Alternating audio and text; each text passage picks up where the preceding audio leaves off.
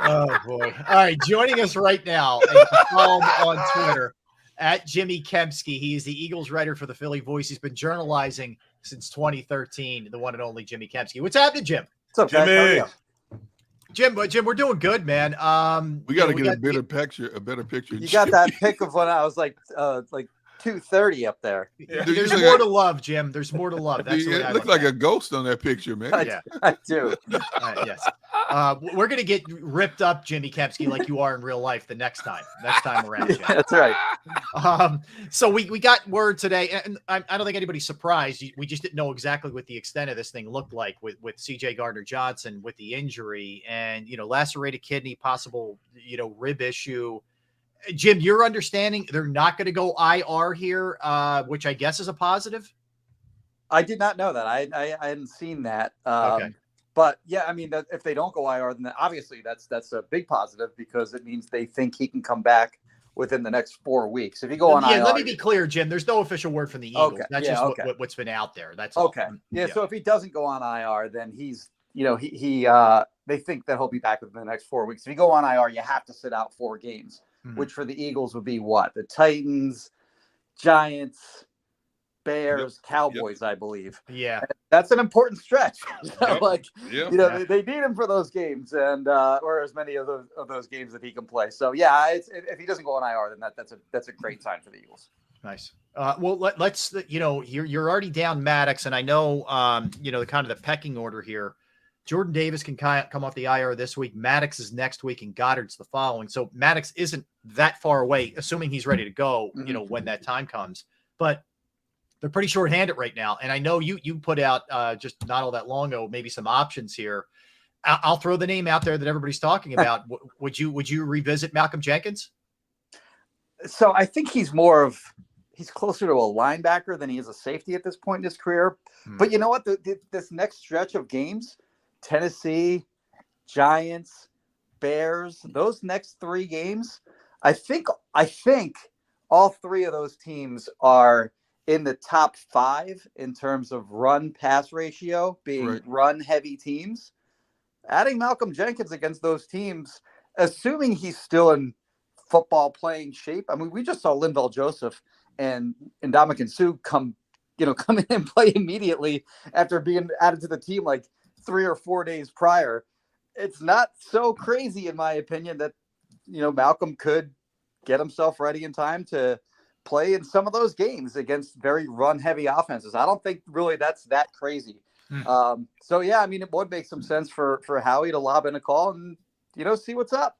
Yeah, Jimmy, I agree with everything you're saying, but what you're getting with Malcolm is, number one, a phenomenal talent, very smart individual, but there's that other side of Malcolm because of his platforms that makes people a little bit uncomfortable. And you have a certain culture in that locker room. Mm-hmm. And I don't know if the Eagles want to have that kind of distraction because, Malcolm is going to speak his mind on a lot of platforms, and rightfully so, that don't pertain to football. And I believe the organization wants everybody focused on football. Think about it. You don't have a real outspoken person like a Malcolm Jenkins in that locker room. And I think that's by design, the way they constructed this roster. And, we've stood in front of Malcolm's, and he has brought to light some very, very serious, timely topics about things going on in American society. And, and it makes people feel, some people feel just a little bit uncomfortable. And for as talented as he is, I don't know if the Eagles are willing to go through that again. Yeah, it's a good point. Like, I think making people uncomfortable with, the things that he has said over the years is a good thing. But they're 10-1, and maybe they don't want maybe they don't want anything that could possibly disrupt that. I think that's a fair point. So yeah, I hadn't really considered that angle, but yeah, certainly I think that does, his initiatives outside of football, great as they are. I wonder, if they would factor that in. That is, I should have agreed. That's a worthwhile point to discuss. Mm-hmm. That's what D-Gun does, Jimmy. He wants to bring in trouble. No, not trouble. I like to present both sides of the equation. Sure. But yeah, let me ask you this though, Jim. You looking at the safety situation. Are you comfortable with allowing Reed Blankenship to be over Kayvon Wallace? I thought that was a huge move by them that he jumped him as far as in the defense. I knew he was going to be on the team, after I, saw him play, especially in that Cleveland game. Yeah. Has he done enough to make you comfortable for the next 2.5, 3 weeks with having him as a player that's going to virtually be a starter in the defense? So I thought he had 4 standout plays in the game on Sunday night. 3 of them were positive. 1 was pretty negative. First one, of course, was the interception of Aaron Rodgers. Fran Duffy of the Eagles really did a good job of laying out how the scheme on that play confused Aaron Rodgers, but also just the play that Blankenship made where I believe the receiver was 84. I forget his name, but as soon as he made a cut, I mean, Blankenship jumped all over that route. He saw that route coming a mile away, jumped it, made the nice play on the pick. Other play that he made in coverage was there's play action stuff going on in the Packers backfield. They faked it to Jones, then they faked it to a receiver coming across, and they had Christian Watson running from the top of the screen all the way across the field and far down the field, which it was going to be a deep shot. Blankenship was all over that. Aaron Rodgers had to ate the sack. That was the sack that Josh Sweat had. And then there was a play against the run where you just see Blankenship break immediately at the snap before any of the other Eagles defensive backs or linebackers. You saw him just break towards the line of scrimmage. He read it before anyone else in the defense. It was the play to the outside to Aaron Jones where he tackled him. I think it was like 2nd and 10 on the play. Wound up being a gain of 1 and put him in a long 3rd down situation, which eventually led to a punt, I believe. But that was a great recognition of the play there. So those were 3 very encouraging plays. The one that worries you from that game was the Christian Watson touchdown. The late one. Yep. Yeah, where you look at what Reed Blankenship is as a player. He's got good instincts. He has good athletic measurables otherwise, but he runs a 4.55. He ran a 4.55 at his pro day at Middle Tennessee State. Christian Watson runs a 4.36, and you can see the difference on that play. Right. So Blankenship is going to have to adjust to the speed of the NFL because the angle that he took on that play was, horrendous, frankly. So, he put the angle that he took gave him no chance to tackle a guy with that kind of speed. So there is going to be an adjustment for him to, he wasn't facing guys at Middle Tennessee State as fast as the ones that he's going to face every Sunday in the NFL. So there's an adjustment to be made there for him. But I did think he showed more good than bad in that game. Well, I mean, he's going to hit. Everybody took a bad angle on that, man. You saw the speed on that play. So, yeah. Jim, just from a defensive standpoint, overall, not just Reed, but the entirety of the defense, how do you view the performance on Sunday night? Yeah, I mean, they give up 33 points. Some of those were off of turnovers or long returns from because the special teams put them in a bad position. Right. It's actually the first game that they've allowed more than 21 points since week 1. So they've been pretty impressive. Like for all the nitpicking that we do about the Eagles defense, stopping the run, allowing teams to convert short 3rd down conversions, just these long drives that they've allowed, time of possession eating drive, particularly against the Commanders. For all the nitpicks that we've had, they're 9th in the NFL in points allowed, 2nd, I believe, in the NFL in total yards allowed. I think just when they aren't at their best, they're very aesthetically unpleasing to watch because teams just have these very long drives. Good way to put it. It's like, get off the field already. So I get the frustration with them, but I think overall they've done a good job. In this past game, they let some big plays down the field. I thought A.J. Dillon really gave them problems. The big, 6 foot, 250-pound back. They had to kind of get away from that. The Packers did because they were trailing him most of the way in this game. And he's a similar kind of back to Derrick Henry in that he can run through guys, but he ain't Derrick Henry. So when Derrick Henry comes here on Sunday, that's going to be like an A.J. Dillon, but 4.4 speed and can really run through guys. So I think the way that Dillon was able to run through the Eagles defense at times in that game is concerning for this upcoming matchup on Sunday. Jimmy, why do you think this Eagles, when they go to the four-man front, why do you think they have so many problems defending the run? Because it's obvious when they go to the five-man front, they're better.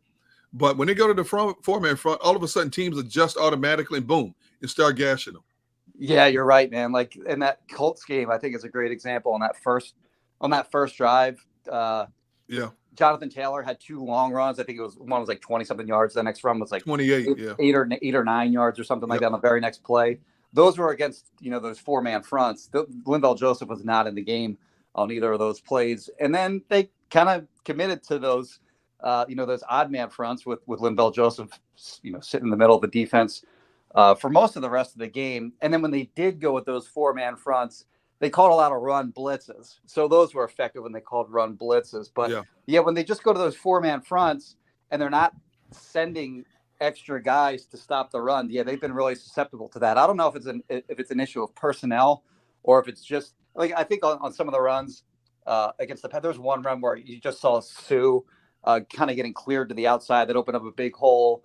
I think the mentality of the plays on those four-man fronts is to get upfield and get after the quarterback, and I think they've been opposing offensive lines have been able to kind of get those guys out of their gaps, and there's just been breakdowns sort of on that front. But certainly they've been way better when they have Linval Joseph in the game, or in those odd man fronts with Jordan Davis, Linval Joseph, whoever it may be, than they've been when they went to those four down fronts. But to give just an overall answer on why those, I think it's a lot of different reasons, but certainly it's a big concern when they get into those packages. Have you heard anything about Davis being activated this game? I haven't heard anything, but I saw him after the game running from the field through the tunnel. And I saw that too. Yeah, to the locker room. Like he looked okay to me. Like I think he was running. I'm no doctor. I don't know what that means, but had a little pep in the step. Yeah, he did have a little pep in his step. It's funny that you saw that too. So I think that's encouraging.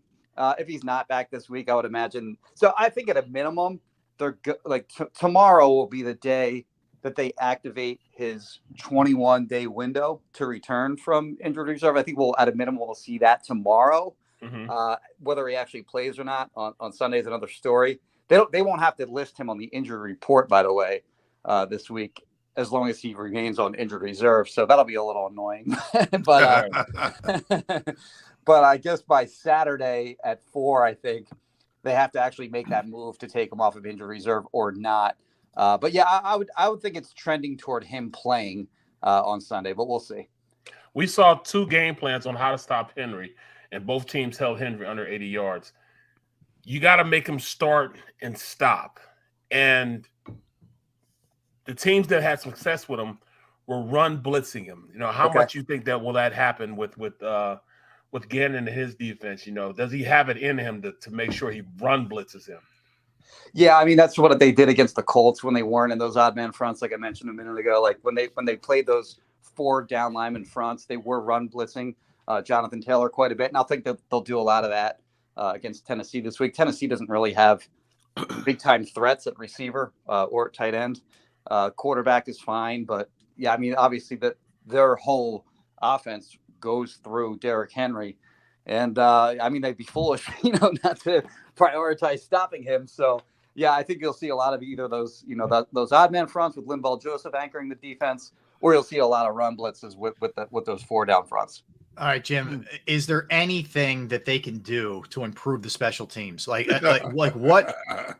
I mean, I look, there's so many good things happening here with this team. And I think we're hypercritical in the city for a 10-1 team, but this is an issue, and it's an issue every single week. Like, do you have any kind of plan? It's all on you, Jim. Okay. Is there any plan that they can put in place to at least make it serviceable, mediocre, even I'd take? Yeah, I mean, they've had problems in every facet of special teams this year, whether it's blocked field goal. They had a fake punt converted on them. Their kick return and punt return teams are just wholly non-threatening. If you're an Eagles fan, you're just hoping they don't fumble. You don't care about them getting a big return at this point. Like, just don't fumble. And then on I think their punt coverage teams have been okay. Yeah. Their kick coverage teams have been really bad, and they were really an issue on Sunday night against the Packers. Keyshawn Nixon is the Packers punt returner, and he's good. They were taking the ball out of the end zone like 6-7 yards deep. Yeah, because no, they were. know it's an Eagles flaw, and they know they have a better chance of gobbling up yards on a kick return than they do with their offense, which is crazy when you're talking about an Aaron Rodgers-led offense. Usually you have Aaron Rodgers as your quarterback, you're happy to get the ball at the 25-yard line. Nope. They were taking the ball out from 6-7 yards deep. So, they certainly diagnosed that the Eagles kick coverage teams aren't very good.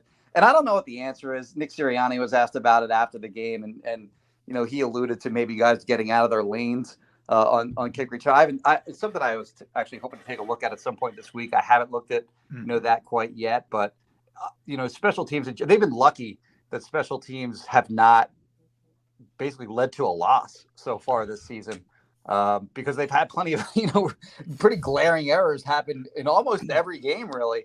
And it's concerned. You don't want your season ending in the playoffs because of some huge special team play. So hopefully they get some kind of fix between now and the end of the regular season here. Hey, Jimmy, you guys have access to Michael Clay once a week, right? It's sporadic. Okay, sporadic. So when you do have access to him, how is he responding to the line of questions about how to fix what's wrong with the special teams? Yeah, it's usually a lot of vagaries on that. He said this week it was missed tackles. Just an FYI. He said that today. It was more than missed tackles, dude. Come on.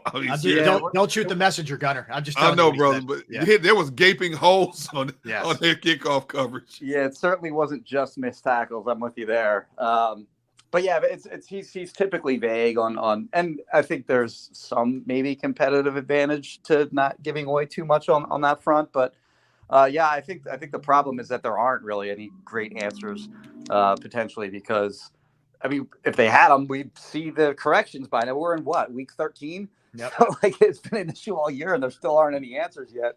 It's very concerning that we're now 3+ months into the season, and we don't have those answers yet. Jim, on the positive side, and there's a lot of positives for sure. Yep. They historical running night for sure. Offense in general, they certainly can go to that club in their bag, it seems like, when they need it, and they can just punish some teams with the running game. Are you at all concerned about the passing game of late? That it feels like it's fallen off a little bit. I don't think it's panic time, but are you concerned at all? Yeah, it's tough to know exactly how hurt AJ Brown was over the last 3-4 games. He had the foot issue. He wasn't on the injury report really this past week, other than his illness. So yeah, once you get him back to full strength, I think that and when you get Goddard back, I think Goddard being gone has certainly affected their passing game as well, because now you're going from Brown, Devontae Smith, Dallas Goedert as your 1, 2, 3 to Brown, Smith, and probably Quez Watkins is your number 3 option in the passing game. Now he's come through these past 2 games with touchdown receptions in each of the last 2 games. So yeah, he's picked up some slack. But the loss of Goddard hurts a lot in that regard. They like to go to him on 3rd down for sure. Who knows? Like I said, how hurt AJ Brown was over that span. I think the passing game is going to be fine. They have a great offensive line. They can run block. They can pass protect. And those 3 guys, I put them up against pretty much any other team in the NFL, Dolphins aside, as far as like the top 3 options in the passing game. And Jalen Hurts is making great decisions. What does he have? 3 picks this season. Yep. So they're not making mistakes through the air, which is a big deal. The yardage totals haven't been super high, but they also haven't turned it over through the air for the most part on the season anyway. But yeah, I think the passing offense will be fine. And when you get that off, when you get the way that the run game is going right now, you're going to be seeing teams selling out to stop that. And I think that's going to open up more opportunities in the passing game going forward. Hey, Jimmy, the neglect of the tight end in the absence of Goddard has been really eye-opening. Outside of Calcaterra, the other tight ends have been with this organization at least 2 years. Yeah. And I'm surprised how they have not been able to identify the strengths of these guys to get them more implemented in the offense when you consider only 2 passes thrown to the tight ends in the last 2 games. Mm-hmm. Yeah, Jack Stoll is more of a blocking tight end than a receiving one, obviously. I I don't really see that as a problem necessarily, because I wouldn't force feed a guy like Stoll or Tyree Jackson or Calcaterra when I do have AJ Brown, Devontae Smith, and Quez Watkins, and just better players in the passing game than those guys. I think that Dallas Goedert is just a special player that you want to make sure you get him the ball, and you want to make sure that he is one of your top 2 receivers, game in, game out. So yeah, I wouldn't necessarily think that it's a bad thing that they're not going to Jack Stoll. In fact, if they were consistently going to him, I'd kind of question why. Because he's just not as anywhere near as talented as Dallas Goedert in the passing game. But yeah, I do think that, looking at the offseason coming up, it would make some sense for them to take a tight end that can be a little bit more of a dual threat, as opposed to a guy like Stoll who can only, block, or Calcaterra who can only be a receiver and is a liability as a blocker. Right. I do think that is an off-season need to get a second guy in there that can pick up the slack if Goddard goes down, or when you want to run 2 tight end sets. But for now, they're just going to have to survive with those guys until he comes back. Jim, are we overly critical, or is it keeping one eye out for the big picture? In other words, is it just, my God, enjoy the ride, man? They're 10-1. Nobody else is 10-1. Or yes. Is it, or I agree with you, Barrett. I'm with you. But let me just throw the alternative. Yeah. Is it, you're not a prisoner of the moment? You also say, hey, I know down the line this could bite them. Like, how much of it, I would say, over analysis is that versus just, dude, enjoy it, man. This is a fun ride. Yeah, the Sixers, for the 15th year in a row, lost in the second round of the playoffs. The Phillies went to the World Series, and yeah, I mean, great run and all, but they didn't close it out. The people that care about the soccer, the union, went to the finals, whatever they lost. So I think, sounds like you're a huge Union fan. I can hear the affection in your voice. Yeah. So I think like the Philadelphia fan base is just, they want someone to win it all. So like, thank you, Jimmy. Thank you.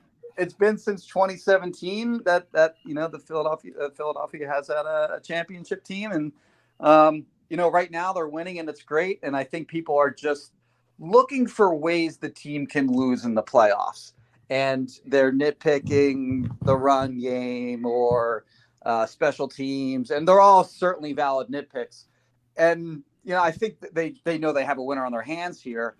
Clearly, they're going to the playoffs, so there's no playoff race to really watch at this point, other than what is their seed going to be? Are they going to be the ones, they're going to close out the NFC East? And it's more just like what can go wrong from here on out, as opposed to what can go right until we get to the playoffs. So I think that's kind of the mood of the fan base right now. That's fair. Love it, man. Love it, man. Love it. I love it. Thank you, Jimmy. Yes. Jimmy, listen, man, keep up the great work.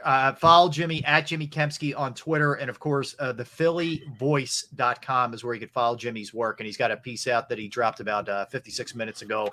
Just, what is available for the Eagles at safety. And a little earlier, he did his power rankings as well. Jim, we appreciate it, man. Thanks for a couple minutes. Yeah, thanks, guys. Have a good one. Thank you, Jimmy. Take care. Appreciate Jimmy Kempske. Interesting points there. Jimmy always brings an interesting perspective, that's for sure.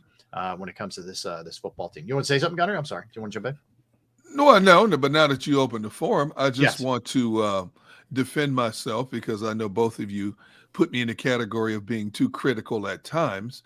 But I just look at it like this. At this stage of a season, team forms certain habits. Habits are already ingrained that you're not going to get out of. And I just see a few things that could come back and possibly bite this team later. You're right when you say, enjoy the ride.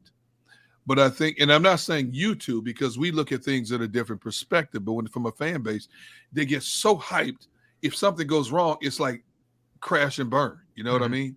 It's enjoy the ride, but look at it realistically too.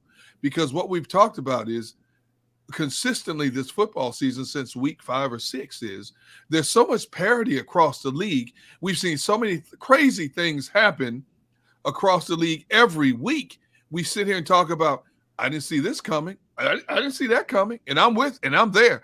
I didn't see certain things. I'm just saying there's a possibility. You have to be cautious about looking at certain things going forward, especially when the games become more meaningful. I think there's a real I don't mean this from an organizational standpoint. They have to be looking ahead and looking at they have to take their approach. But I mean from a fan perspective. I think there's a fine line. I would just hate for I don't know, let's say the Eagles, like Jimmy just did it sort of as a throwaway. The Phillies had a great run, but they didn't finish it. And this is not a knock on Jimmy, but that was a great run, man. Like if you didn't have fun during that Phillies run and smell the roses while that was going on, you really missed something cool.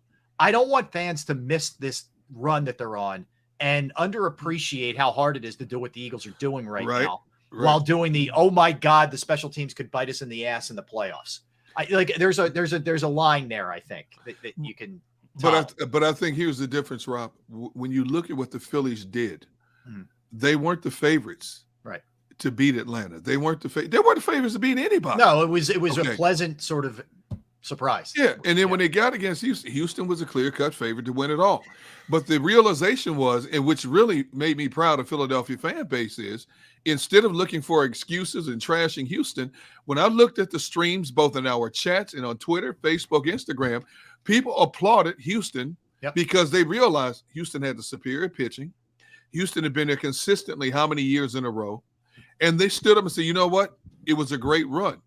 But when you look at the Eagles, and you're right, there's no question, because you only get to play once a week, it is so hard to be emotionally, mentally, and physically up every week. But they're the best record in the league. Nobody can stop us. See, there's a different level. It's a little bit different level in terms of the adrenaline rush. You know what I mean? Yeah. We crossed our fingers and hoped and prayed that the Phillies would get in the playoffs.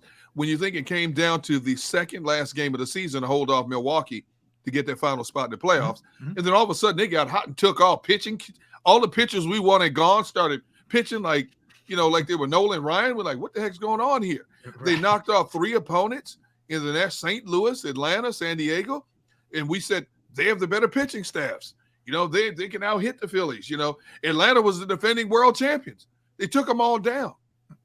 So it wasn't as much of a letdown when they lost to Houston as this could possibly be. I agree with you. I agree with you. Go ahead. I don't like all the pessimistic attitudes that I see, man. I mean, because I'm not being pessimistic. Well, then I'm being realistic. All right, realistic. Then, if you want to be realistic, we got to go player for player. You look at player for player. I agree. This is a dominant Eagles team. I didn't say more dominant than even the Dallas Cowboys. More dominant than even you didn't hear me say that. The 49ers. I mean, I'm not just talking about you. I'm just talking about people in general. I won't disagree with anything you say. I'm looking at player for player. Quarterback for quarterback, receiver for receiver, DBs for DBs, D-line for D-line. I think we are pretty damn good. We measure up with everybody in the league. If I not know, but I do know that they are better than 95% of the teams in the NFL. I agree with you 100%. 95%. Does the better team always win in football? No, that's the only thing. That's the only thing right there. That's the only thing right there. I mean, yes. If we played Kansas City, all things being equal, I think that we have a better shot of beating them than them beating us. Okay. You play Kansas City 10 times. You said they'd win 6 out of 10? I would say they would win 7 to 8 out of 10. Damn. And okay. and the reason that's why I disagree with you. The reason why I say that, because we have a running game and we can keep the time of possession and keep Mahomes' ass off the field. That's a good point. We would beat them. That's what I'm saying. Their offense is good. Yes, they're good. But I put my DBs up against anybody in the country. I agree with you. You know what I'm saying? They don't have the cheetah anymore.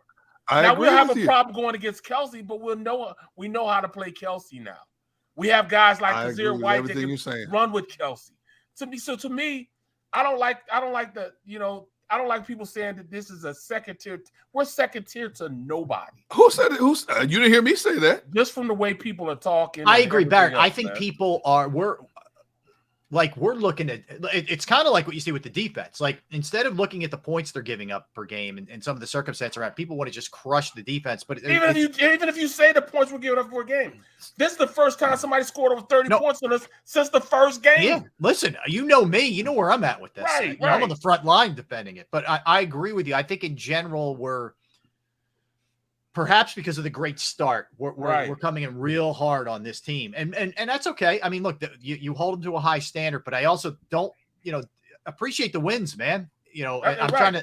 This dude in Reyes, I shouldn't even acknowledge him. Cracks me up. Why does D-Gun hate the Eagles? Hot take. D-Gun says Eagles lose out. Okay, you got your acknowledgement. Let's move on. Okay, because I didn't say any of those things. All right, you got what you wanted. You got me to acknowledge you. Okay, good for you.